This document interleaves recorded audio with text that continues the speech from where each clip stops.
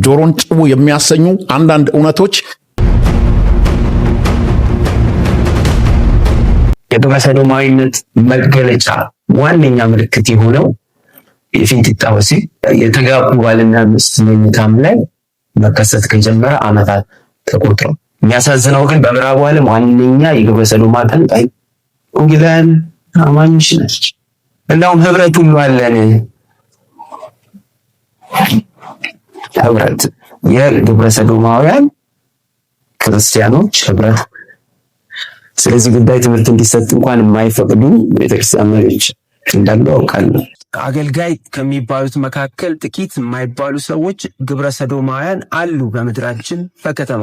እኛ ስለ ቅርንጫፉና ስለ ፍሬው አይደለም፣ ስለ ዛፉ። ዛፉ ሜኖናይት ወርልድ ኮንፈረንስ። ሜኖናይት ወርልድ ኮንፈረንስ ክርስቲያን መሰል ግብረ ሰዶማዊነትን አራማጅና አስፋፊ ተቋም ነው። የተቋም ህግም ሆነ የአገር ህግ ከአምላካችን ህግ በታች እንጂ በላይ ሊሆን አይችልም። በፐርሰንት ስታስቀምጠው ግን ግብረ ሰዶማውያን 70% አንድ ጥናት እንዳሳየ ሰገራ ይበላል። የሽንት ወሲብ ዩሪን ሴክስ፣ ሽንት በመጠጣት እርካታ እናገኛለን ይላሉ።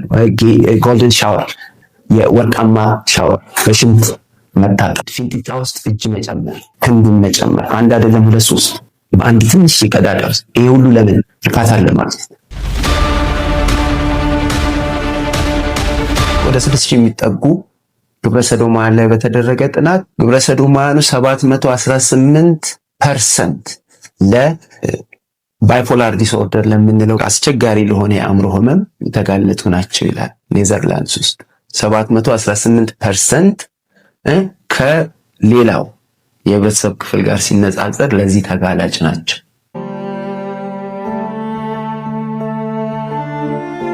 ኪንታሮት በሽታ፣ ፊስቱላ በሽታ፣ ሌላው ቀርቶ ካንሰር፣ የፊንጢጣ ካንሰር በከፍተኛ ደረጃ እስከ 84 እጥፍ ለፊንጢጣ ካንሰር ያጋልጣል የፊንጢጣ ሴክስ።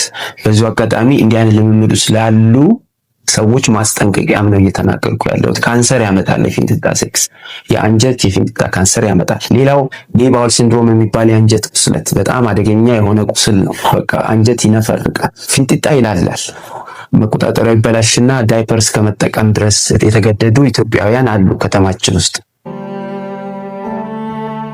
የአንጀት መተርተር። ግብረ ሰዶማውያን በሚለማመዱት ልምምድ የተነሳ ከእድሜያቸው በአማካይ ከ20 እስከ 30 ዓመት ያጣሉ።